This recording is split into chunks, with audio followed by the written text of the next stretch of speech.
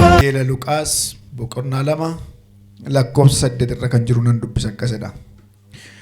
Tiksoonni tokko immoo naanna'aa sanaa bakkeetti halkan darabee dammaqanii hoolota isaanii in eegu turani. Ergamaan Waaqayyoo dingata isaan dura dhaabate ifni surraa gooftichaas naannoo isaanii itti ibse. Kana irratti isaan na'anii guddaa sodaatan. Ergamichi garuu hin sodaatinaa, kunoo ani misraachoo gammachuu guddaa isinittan hima. Kunis saba hundumaaf kan ta'uudha.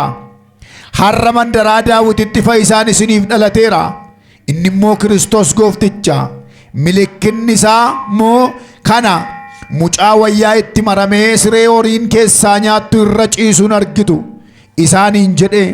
Achumaanis kutata ergamoota Waaqayyoo keessaa baay'een ergamicha kana wajjin turan.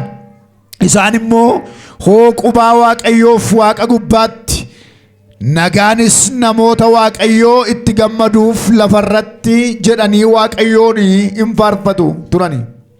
Ergamaan Waaqayyoo isaan biraa deebi'anii ergamoonni Waaqayyoo isaan biraa deebi'anii gara Waaqaatti erga ol ba'anii, tiksoonni kottaa Beetlehem in dhaqnaa, dubbii achitti ta'ee Waaqayyo nutti beeksisee kanas in ilaalla waliin jedhan. Ariifachaa yommuu dhaqan Maariyaamii fi Yoosefiin mucichas siree horiin keessaa nyaatu irra ciisee argatan. Tiksoonni suni mucicha yommuu argan waan ergamoonni Waaqayyoo waa'ee isaaf isaanitti himan hundumaa mul'isan. Warri dhaga'an hundinuu immoo waan tiksoonni isaanitti himanitti baay'ee dinqisiifatan. Maariyaam garuu dubbii kana hundumaa garaatti qabattee itti yaaddi turte. Tiksoonni suni isa ergamoonni Waaqayyoo itti himan hundumaa dhaga'anii akkuma itti dubbatametti ija isaaniitiin waan arganiif Waaqayyoof qubaa dhiyeessaa galateeffachaas gara iddoo isaaniitti deebi'anii. Ameen. Laphee keenya qabannee kadhanna. Abbaa keenyaa gooftaa jaalalaa michuu dhugaa, galanni ulfinni siif haa ta'u. Dubbii kee nutti dubbadhu. Sagalee keenya gara keenya kottu. Jireenya keenya haaressi. Nu jijjiiri. Lafaa nu kaasi. Maqaa gooftaa Yesuusiin. Ameen. Iddoon amma dubbise kuni waa'ee dhalachuu gooftaa keenyaa Yesuus Kiristoosiin kan ilaallatuu fi iddoo inni itti dhalatee kan dubbatuu fi sababa maaliitiif akka dhalate kan agarsiisuudha. Mata duree bu'aan dhalachuu gooftaa keenyaa Yesuus Kiristoos maalidha kan jedhu walii wajjiniin daqiiqaa tokko haga 20 kan hin caalle gidduu ilaallaa. Bu'aan isaa maalinni? Gooftaan keenya Yesuus Kiristoos akkamitti dhalate? Maaltu ture? Maaliif dhalachuun barbaachise? Waa'ee gooftaa keenyaa Yesuus Kiristoos kana hin dhalate gaafa jennu duraan jira moo reefuudhuma dhalata gooftaan keenya Yesuus Kiristoos? Duraan tureera moo erga dhalate as qofa jira? Waa'ee dhalachuu gooftaa keenyaa Yesuus Kiristoos irratti yaadonni hedduun hin ka'u. Maal jedhanii ka'u? Gooftaan keenya Yesuus Kiristoos erga dhalate as malee isaa achi hin turre kan jedhan namoonni baay'een yeroo dubbatan dhageenya. Beektota jajjaboodha innee kan ilaallu baay'een isaaniillee waan kana irratti waliif hin galan. Garuu macaafni qulqulluun maal jedha? Gaaddidduu kakuu haaraan ta'e kakuu moofaan maal jedha waa'ee gooftaa keenyaa Yesuus Kiristoos? Kufaatii namaa isa seera uumamaa keessa kufaatii gurguddaa 3 ture. Kufaatiin inni jalqabaa kufaatii isaa Addaamiif Ewaan iddoo dhaabaa Eden keessatti Waaqayyoon yakkan waan hin nyaatinaa jedhaman nyaatan sana ture. Kufaatiin inni lammaffaan isa bara Nohi boqonnaa 6 keessa jiru dhalli namaa hundinuu fuudhaaf eerumaan, nyaataaf, dhugaatiidhaan wantoota gurguddaa afur kanaan gooftaa keenya Yesuus Kiristoosin ganan. Bara sana rakkoo guddaa kan ta'e fuudhaa, eerumaa, nyaachuu fi dhugaatu qofaadha. Cubbuu biraan hin jiru. Wanti suni dhukkuba guddaa ta'ee kufaatii fidee bishaan badiisaa fidee dacheen akka xaragamtu godhe.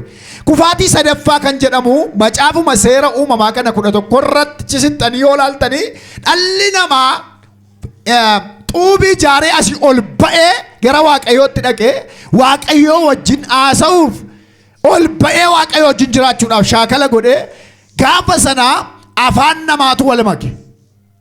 Kufaatii isa jalqabaatiin dhalli namaa maal madaa'enne yoo laalle jannata Eden iddoo kaa'ame sana keessaa gadi baafame gara alaatti.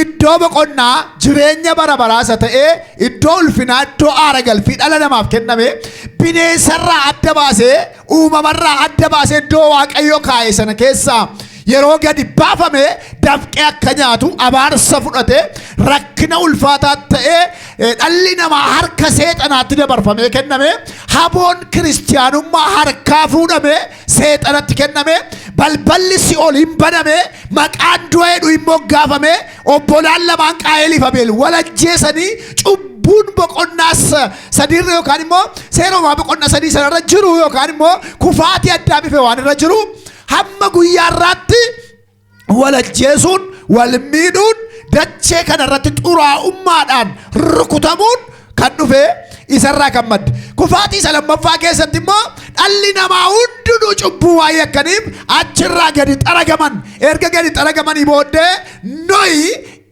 waynii dhaabbatee wayniin isaan ga'ee hin bishaatee hin dhugee hin machaa'ee hin rafee kaamiif Yaafet warra dhaban ijoollee isaa keessaa inni tokko qullaa isaa argeetti kolfee ida baaree garba garbootaa ta'aa jedhee qomoon namaa sanyiin namoota warra kaamirraa dhalatan baay'een isaanii abaaramoo ta'an cubbuun sun amma guyyaarraatti illee lafa kanarratti dhiibbaan barbaachifne hedduu nurratti uume kufaatii lammaffaa keessatti.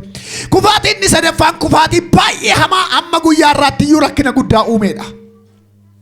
Inni immoo dhalli namaa xuubii ijaaree gara Waaqayyootti ol ba'ee mirga Waaqayyoo abbaatti ol ba'uu barbaade Waaqayyoo wal qixxaachuudhaaf shaakala yeroo godhee kottaa jedhe Waaqayyo dhannee afaan isaanii gargar baafnaa jedhe. Afaan isaaniitu gargar ba'e. Isheen tokko Faranjii taate, isheen tokko Amaara taate, isheen tokko Tigiree taate, isheen tokko Oromoo taate, isheen tokko Walaayittaa taate, isheen tokko Kambaataa taate, isheen tokko waan biraa taate. Hundi ishee afaan ishee gargar faffaca'ee wal qaluun, wal ajjeesuun, qomoodhaan waliruun isin hortee warra Kuush, isin hortee warra Saabaas, isin hortee warra akkasiiti jedhanii gargar Filisxeem maaloodha. Kanaana rakkoowwan gurguddaadhaan wal faffacaasuun kan dhufe kufaatii sadaffaadha.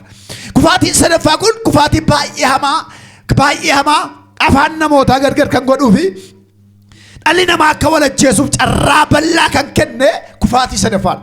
Kanaaf egaa waa'ee gooftaa keenya Yesuus Kiristoos kufaatiiwwan kana sadan keessaa eessatti kakatame yookaan immoo dhufuun maaliif barbaachisa kan jedhu kufaatii isa jalqabaati. Kufaatii isa jalqabaa first failed isa kanarratti kufaatii dhufeedha. Achirratti gaafa sana kufaatii jalqabaa keessatti dhalli namaa gaafa kufee muka wayiitu jira ture. Beektu kana yeroo hundumaa lallabama waldaan akka maaliif akka lallabamu garuu hin beeku. Anis yeroo baay'ee nan tuttuqaa wangeelaawwanis namoonni biraa illee tuttuqu waan kana. Namni ol bahee maqaan na hin gattaa'u hin jiru maaliif akka ta'e amma gaaffii nattu. Sanbata dhufee darbu afaan tokko illee taachi namni kanuma dubbata maal akka ta'e hin beeku. Na waa'ee ija muka kanaati hin nyaatinaa hunda kanaa nyaadhaa jedhe iddoo gaariidhaa balballi jannata Eden warra saba Waaqayyootaa yookaan immoo ijoolleen lamaan sana Addaamiif waan duwwaadhaaf kenname nama lama duwwaa dacheerra jira. Gaafa kana balballi isaaniis banaadha lapheen ishees banaadha seexanni waan banamaa lama argate tokko balballumti jannata Eden yookaan Eden gannata heddu suni banaa ture seexanni gaafa dhufe cufamaa miti hin rakkanne ol gale. Lammaffaa laphee ishee gaafa argatu mukeetii hedduu nyaataaf akkanatti qophaa'an kana hundumaa keessaa iji ishee waan tokkicha duwwaarraa akka jiru ala dhaabatee laphee ishee irratti arge. Gaafa dhufe seexana baay'ee gaaffitti hin taane. Maaliif kana hunduma isaan nyaatinaa isin hin jedheen istaayilii seexanaati. Kana nyaatinaa jedhee jechuu danda'a ture. Beeka seexanni argaa jira humna qaba. Garuu maal jedhe hunda kanaan nyaatinaa isin jedhee naan lakkisaa nyaadhaa jedheera waan kanaa itteen maaltu ta'eera naan waan kana qofa nyaatinaa nuun jedheet. Isumayyuu mootti dabalteef waan jedhamuu hin qabne tokko ittiin bu'inaa jedhee Waaqayyo ittee Waaqayyo namatti. Waaqayyo garuu ittiin bu'inaa jenne hin nyaatinaa jedhe.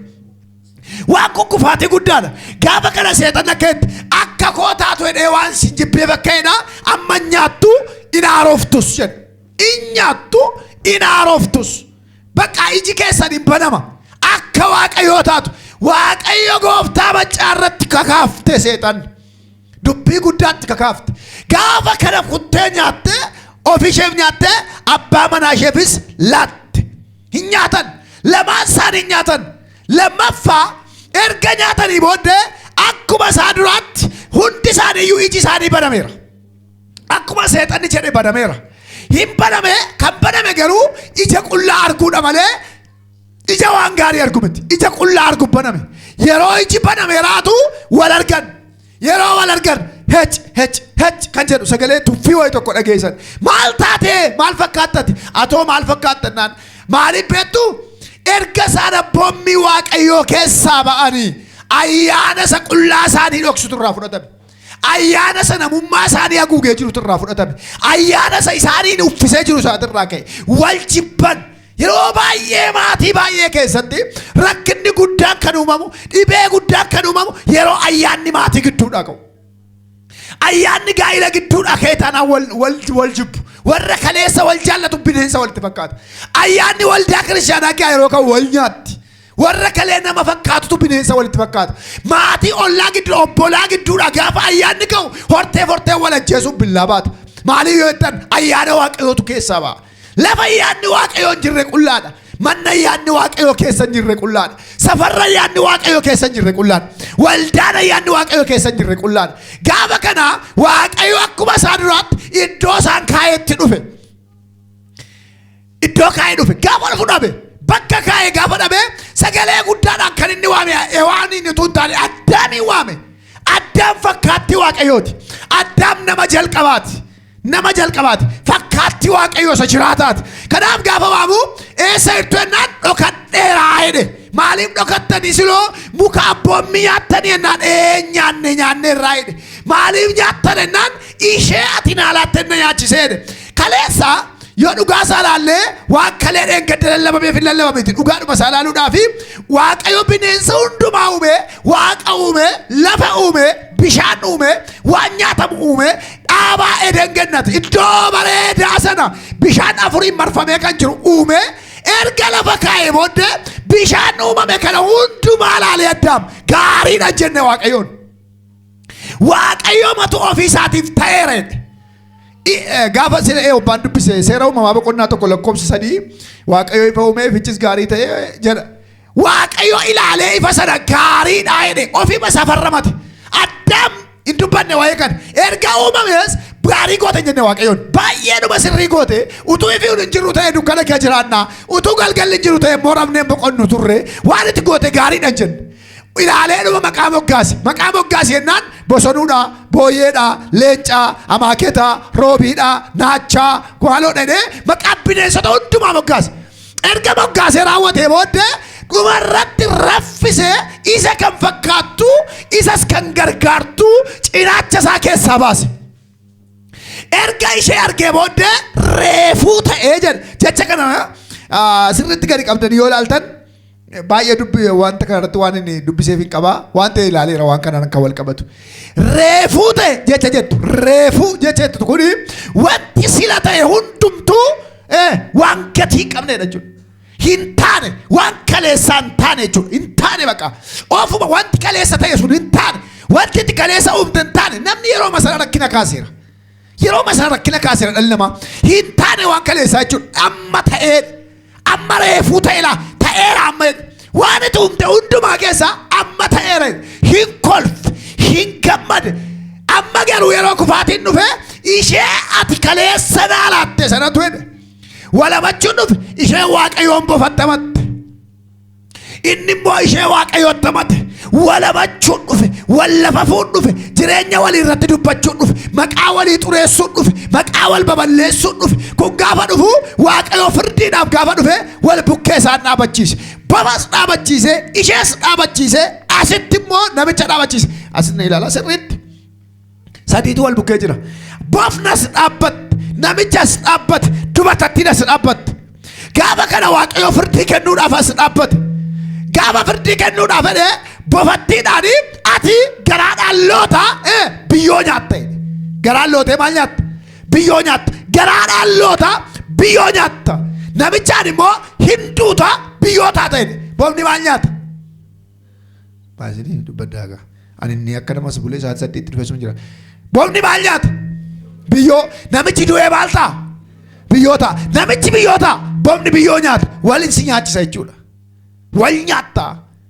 Aangoo harkaa fuudhame. Mallattoo qulfiin mootummaa Waaqayyoo dhala namaa harkaa fuudhamedha kun. Gaafa kana achi immoo as darbe. Dafqiteera namichaan. Dafqa fuula keetii nyaatta. Dacheen sababa keetiif qoraatti baalaa waraantee baaftee lafti nabaarame. Kana booddee gara dubartittiitti erga darbee booddee ati immoo miixuu guddaadhaan mucaa deessaa jedhe. Ilmi sirraa dhalatu jedhe mataa bofichaa buruusa jedhe. Bofichi immoo koomee isaa iddaa jedhe. Kana yaadannaa qaba. Ilmi sirraa dhalatu dubartittiidhaan isin irraa dhalatu hin jenne. Addaamii fi waan irraa dhalatu hin jenne. Isheedhaan ilmi sirraa dhalatu mataa bofichaa iddaa yookaan mataa bineensichaa iddaa. Bineensichi immoo koomee isaa idda. Mataan bofaa hin buruqa yoom gaafa ilmi nadhitti irraa dhalatu sun dhufu. Haleluuyaa.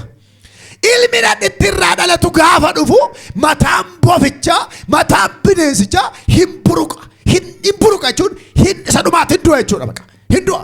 Kanaaf amma bofni yeroo mataadhaan abboonni dhuma abaarsa qabdi yoo mataadhaan hin of galtu jedhu.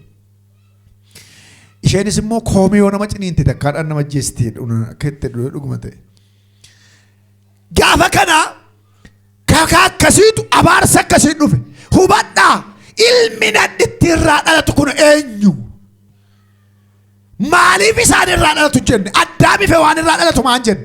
Nadhitti qofarraa dhalata maaliif jedhame? Dubartittii qofarraa dhalata maaliif jedhame? Maaf akkas jedhe macaafni qulqulluun? Waa'ee kana laal hamma gaafa Kiristoos deebi'ee dhufeetti dhalli namaa hin du'a biyyoota. Bofni maal nyaata? Biyyoo nyaata. Kana jechuun kakuu moofaa keessatti mootummaa Waaqayyoo waan jedhamu hin jiru. Kakuu moofaa keessa mootummaa Waaqayyoo hin jiru. Iddoo tokkotti wangeelaan lallabame mootummaa Waaqayyoo waan jedhamu hin jiru. Raajiin dubbatameera. Luba ta'ee kan gaggeesse. Abbaa firdii ta'ee kan gaggeesse. Raajii ta'ee kan gaggeesse Saamu'eel qobaasaa waan sadii gaggeesse. Kakuu moofaa keessatti nama jabaa jedhamee beekama. Geggeessaa dhugaa jedhamee beekama. Ganamaa hamma galgalaatti tajaajila isaa keessatti mudaa akka hin argamne akka macaafa qulqulluutti Saamu'eel tokkittiidha. Mootummaa Waaqayyootiif karaan qabu ture. Balbala Si'ool duwwaa banaadha. Balballi Si'ool banamee ta'a. Waa'ee mootummaa Waaqayyoo hin jiru. Isaayyaas raajii dubbateera. Waa'ee dhalachuu mucichaa raajeera. Garuu balballi mootummaa Waaqayyoo cufaadha. Itti galuu hin dandeenye. Ermiyaas raajii dubbateera. Itti galuu hin dandeenye. Mucaan itti irraa dhalatu eegamaa jira. Haleluuyaa. Warri bara sana keessa waan gaggaarii hedduu godhan. Dhaloonni bara sana keessa waan gaggaarii hedduu godhan. Itti galuu hin dandeenye. Ergamaa Waaqayyoo gaafa Daawit dogoggoree saba lakkaa'e billaadhaan nama 70,000 ol ciree gaafa lafatti gad naqee fide itti galuu hin dandeenye. Lubbuun namaa waan gatii hin qabne. Boomni lafa bakkeedhaa yaa'ee hiddee isaan fixaa ture.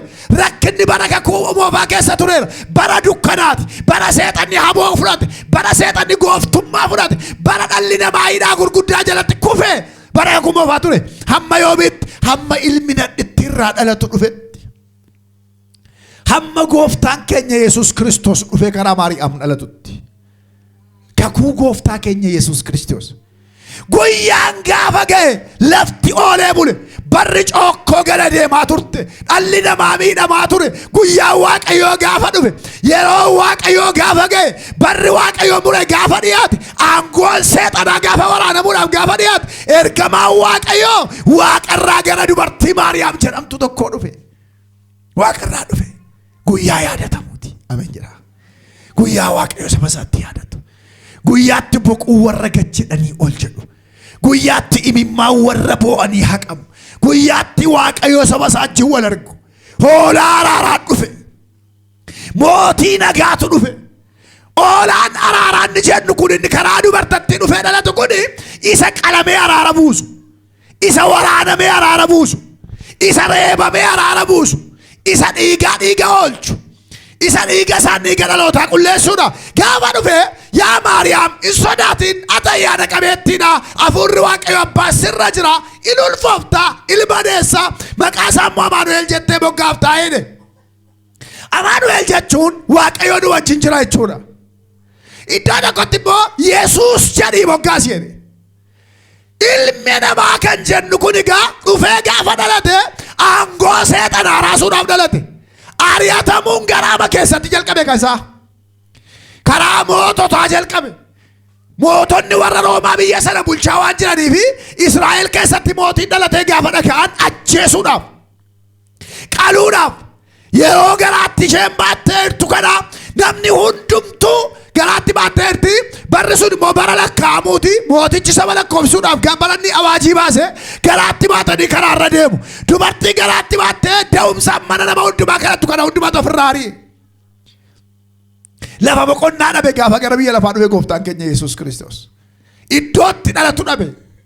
Mana gamaatii ari'u iddootti dhalatu dhabe. Mana keettaa dhalatu warra. Yoo amante mana keettaa dhalatu. Laphee kee keessattaa dhalatu. Jireenya kee keessattaa dhalatu. Laphee namoota baay'ee keessa harrumayyuu iddoo qabu. Argitanii? Harrayyuu qabu. Harrumanayyuu qabu. Yeroo wal keenyee waa'ee dhalachuu isaatii dhaggeeffannu namoota baay'eetti kolfa. Gaafa garaachaa garuu inni kaan garaacha qabatee inni kaan dugda qabatee achi iddoo aarsaa qola. Yesuusuma isa gaafa lafa kanarratti boqonnaa dhabe sanatu dugda namaa keessaa dhukkuba kaasa. Isumaan itti korrus. Iddoo boqonnaa dhabe. Mana nama hundumaa tari'e. Iddoo taara galfatu dhabe. Halkan walakkaadha. Deessiftuun biraan jirtu. Karaa hundumaatiin. Deessiftuun biraan jirtu. Firri biraan jiru. Amaatiin hin jirtu. Abbiyyuun hin jiru. Amaatiin akka biraan dhaabanneefi mucaa manatti ulfoofteedha. Gurraan dhageessee garaa seenee mucaa ta'e. Gaaffiin abbaan manaayyuutti gammadaa miti. Maaliif yoo jettanii kaadhimaa isaatu manatti ulfaa'e. Sagalee wayii immoo dhagee. Shakkii wayii keessa jira. Waa'een isaa nama hundumaatti bitaa gale. Abbaatti bitaa gale. Haati sagaleedhaan ulfaa'uun bitaadha. Isheetti bitaa gale. Hollaatti bitaa gale. Safaratti bitaa gale. Biyya lafaatti bitaa gale. Maaliif beektu? Abaarsa dacheerraa kaasuu dhufaa jira waan ta'eef. Ameen jedhaa kaa. Maqaa isaaf galannaa ta'u. Dallaa horii wayii argatanii itti goran. Dallaa horii argatanii itti goran. Gaafatti goran hoolota hedduu gidduutti mucaan dhalate. Ifti waaqarraa hoolota gidduutti bahe. Re'ootatu hin taane gaadaa hoolotaati. Hiika qabannillee. Gaadaa re'ootaatu hin taane gaadaa hoolotaa keessatti dhalate. Maal jechuun? Warra karaarraa badan. Ilmoolee hoolaa warra karaarraa badaniifan dhufe. Dallaa hoolaa keessatti dhalate. Dallaa saawwanii miti loon miti iddoon sun naqaa dubbisaa. Hoolota eegu turan jedha. Warra hoolotaati. Dallaa hoolotaa karra hoolotaa keessatti dhalateetu achi keessatti harka fuudhatu dhufe gaa. Kana booddee warri Waaqayyoon warri isa eeggachaa turan warri urjiin haalan baabiftuu dhakaan. Ergamaan Waaqayyoo waaqarraa hin mul'ate. Kutata ergamootaa waaqarraa dhufan. Ifni waaqarraa hin balaqqeesse. Eegdonni kukkufan hin machaan. Misiraachoo dhagaa. Faayisaan biyya lafaa dhufeera kan jedhu dhagaan. Haleluuyaa. Rafii ka'ii waan gaarii dhaga'i. Rafii waan haaraa dhaga'i. Halkan gaafa dhaqan hattuutu dallaatti dhufetti bakkaate. Hattuutu hin taane faayisaa biyya lafaatu dallaa isaaniitti gore. Haleluuyaa. Eegaa iddoo boqonnaa itti dhalatullee lafarratti argachuu hin dandeenye gooftaan keenya Yesuus Kiristoos. Hin dandeenye. Waan baay'ee nama yaachisaa. Egaa inni dhalate kuni abaarsa dacheerraa fuudhuudhaaf dhufe. Aangoo Lusiifer cabsuudhaaf dhufe. Sababii dhalachuu isaa kanaatiin maaltu ta'e? Bu'aan dhalachuu gooftaa keenya Yesuus Kiristoos maaltu ta'e? Yookaan maaliif dhalate gooftaan keenya Yesuus Kiristoos jechuudhaaf mootummaa waan kan walii galaa. Waan walii galaa mootummaa Waaqayyoo dhalootaaf qopheessuudhaaf. qajeelonni gara mootummaa waaqayyootti akka deebi'aniif mana galgalaatti akka ol galaniif sabni qomoodhaan gargar caccabe abaarsaan gargar caccabe hiddaaf dhiigaan walire gosaan gargar faca'e tokko akka ta'u Kiristoos nagaa keenya jedhe Phaawulos. Inni keenya diinummaa isa gidduu jiru diigee Yihuudootaaf warra Yihuudoota hin ta'inii lamaanuyyuu tokko godheera jedhe. Tokko godhe jechuun waan salphaa miti. Tokko godhe jechuun golgaa mana qulqullummaatu tarsa'e. Golgaa mana qulqullummaa keessa garaagarummaa jira. Waldaa kiristaanaa keessa garaagarummaa jira. Biyya lafaa keessa garaagarummaa jira. Maatii gidduu garaagarummaa jira. Saba gidduu garaagarummaa jira. Garaagarummaa cabsuudhaaf dhalate. Tokkummaa ijaaruudhaaf dhalate. Qaraanioo fannoo irratti gaafanni ol ba'e, gaafanni lubbuu isaa laate, gaafanni wareegame, gaafanni ofiisaa laate golgaa mana qulqullummaatu tarsa'e. Mana qulqullummaa yeroo sanaa keessa golgaa sadii jira. Yeroo baay'een dubbadha. Baarri akkas gara gadiirraa iddoo cubbamootaa jedhamu jira. Galgala kana abjuus yoo arganaadha mana isaanii biras yoo ga'anii waan barbaadanis yoo ta'e nama achiisoo wal lolan iddoo cubbamootaa goda dhaqanii achi taa'u. Achi yoo ol darban hinduu iddoo aarsaa bara sanaa nama ajjeesa. Bara araaraa miti. Bara ijaa baafannaa waaqayyoo jedhama. Akkas ol siqanii warri ta'an immoo iddoo qulqullootaa jedhama. Isaan kun immoo of eeggatu. Yeroo qulqullummaa isaanii eeggatu inni qatu waan hundumaa of eeggannoo godhu isaan kun immoo as taa'u. Iddoon itti aanu sadaffaan iddoon kun iddoo qulqullootaati. Qulqullootaa warra dhaman luboota. Gartuun lubootaa kun baay'inaatiin jiru. Hortee warra Leewiiti. Isaan kun hiriiraan akka ittiin taa'u qomoodhaan. Gaafa ta'anii hundi isaanii manuma qulqullummaa kee jiraatu. Yeroo kana ixaatu bu'aaf. Ixaan hundumaa bu'a. Har'a yoo warquutti baasee yookaan namicha kanatti yoo baasee ol ba'a. Yeroo inni ol ba'uuf ka'u luboonni warra miilla isaatti finyoo hidhu. Finyoo miilla isaatti hidhu. Iddoo aarsaa kanarra gaanfa jira. Gaanfi kuni gaanfa araaraati. Ittiin araara kadhatu. Iddoo aarsaarra jira. Oolaa fidanii dhufaniitu oolaa sanarraa harka isaanii kaa'u. Namoonni baatii ji'aatti harkarra kaa'u. Cubbuun kee gara oolichaatti darbu jedheetu qeesiin harkaa fuudhee qalaa. Erga qalee dhiiga sana fudhatee gara gaanfa iddoo aarsaatti ol dhufa. Yeroo ol dhufu dhufee tuqee ilaala. Ofiisaafuu hin sodaata. Iddoon aarsaa bara sana fayyisaatu hin taane ajjeesaadha waan ta'eef. Harka isaatti buusa. Yoo inni cubbuu godhee ta'e akkuma elektirikii asumatti qabataa zirr godhee tsat godhee asumatti lafa dhahee du'a. Maggaarrajaa jira akka inni du'e immoo namni hin argu. Gaafa kana eegu yoo inni dhufuu idee finyoo raasu. Finyoo raasu. Yoo inni socho'u ta'e finyoodhaan harkisanii reeffa isaa gadi buusu. Yoo dhufanii reeffa isaa iddoo aarsaatti harkaan qaban irratti dudu'u waan ta'eef dhufanii qabuu hin danda'an goototanii gabbaasu reeffa isaa gara sanatti gadi. Ergasii reeffa isaa achi fuudhu. Ammas aaranii nama du'anii girrigirriin hin uumamu. Nama baay'een dhuma waaqayyoon dheekkama. Gaafa kana luba sattaanu fixaan bu'a. Hixaan erga bu'ee booddee ammas luba sattaanu dhufa. Innis yoo cubbuu godhe inni lafa dha'ee du'a. Luboonni hin dudu'u. Yoo cubbuun godhe ta'e garuu aarsaa dhiyeessu. Aarsaa dhiyeessu cubbuu jala kanaaf guyyaa sana namicha isaatu aarsaa dhiyeessa iddoo aarsaarraa. Rakkoo kana hundumaa ture. Miidhama kana hundumaa ture. Namni miidhamaa oola. Du'aa oola. Lubni du'a iddoo aarsaa irratti. Raajoonni iddoo aarsaa irratti. Namoonni baay'een gibbii iddoo aarsaallee seenanii raajii dubbachuu hin danda'an. Bara araaraa miti bara adabaati. Gaafa dhufe gooftaan keenya Yesuus Kiristoos qaraanioo fannoo irratti yeroo lubbuu isaa kenne golgaa mana qulqullummaan godaa tarsa'e.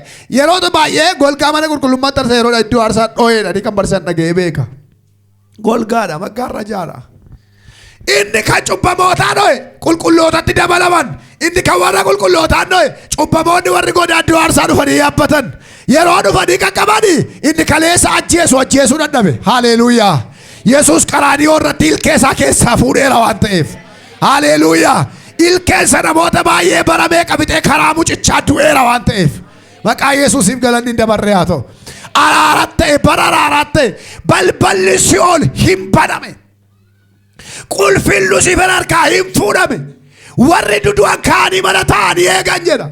Warri kam? Warri tu qajeelummaa godhanii dudu'an kakuu moofaan dur dudu'an balballi awwaalaa waan banameef balballi du'aa waan banameef Si'ool harka ishee qullaatti hafte. Qulfiin harkaa fuudhame. Waaqayyoof galanni guddaan haa ta'u. Mataa kee si burussa kan jedhu sana.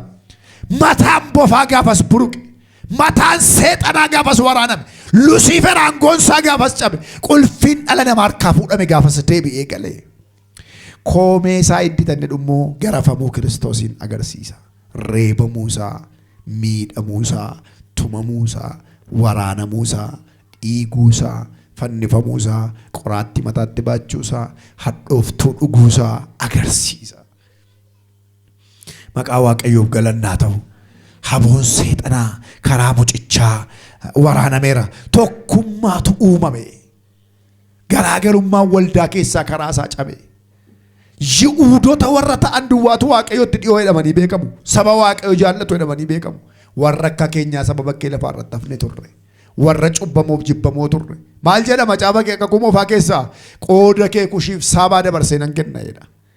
Kush jechuun si'i. Ergaa Yesuus Kiristoos dhufee waliruun hin hafe. Qomoodhaan wal lakkaa'uun hin cabe, hin bade, hin rukutame. Maaliif? Dhiigni hoolichaa tokko nu godheera waan ta'eef. Dhiiga tokkoon bitamne, dhiiga tokkoon dhiqanne, maaddii tokkorraa nyaanne, akka barbaannetti jiraachuu dandeenyeerra. Waaqayyoof galanni hin dabarre haa ta'u. Wangeela macaafa kakuu haaraa keessatti yaadamee hiddatti of hin jajini isatu si qabee jira jedha. Mee waan kana isinitti himu. Yaadamee dameedha. Yaadamee hiddatti of hin jajini isatu si qabee jira. Inni isa kan saatiyyuu ofirraa erga mure si isa irratti biqileef immoo ni laareedha. Waa'ee koof waa'ee keef jecha barreeffame keessa jalqabaati. Kana jecha ulfaata kana Phaawulos dubbate. Kan saayyuu ofirraa mure inni jedhu waa'ee warra Israa'eliif jedha. Irratti biqiltan nuun jedha. Karaa eenyu? Karaa Yesuus Kiristoos nuyi isa irratti biqillee Waaqayyooti. Jaalala Kiristoostu nu bite. Jaalala Kiristoostu kan isaa nu godhate. Karaa dhiiga isaatii tokko taane. Kanaaf bu'aan gooftaa keenya Yesuus Kiristoos waggaa 1,000 yoo lallabe yoo fixuu waan hin dandeenyeef gabaabaatti mootummaa Waaqayyoof karaan nuu baname. Garaagarummaa waldaa kee karaa isaa cabee. Garaagarummaan narraa kan Waaqayyoo miti kan seexanaati. Inni namni wal nyaatu, inni namni wal jibbu, inni namni wal qoodu, inni namni wal arrabsu, inni namni wal miidhu, inni namni wal ajjeesu, inni namni wal hiru kuni kan seexanaati. Bineensicha biraa isa ergameedha. Hafuura bara gara dhumaa gara waldaa kiristaanaatti ergameedha. Inni uumamaan ture sun cabeera. Mucichi aangoo isaa cabseera. Aangoo du'aa cabseera mucichi. Aangoo rakkinaa cabseera. Yesuusiif galannaa ta'u. Mee ilillee gooftaadhaaf kennaa.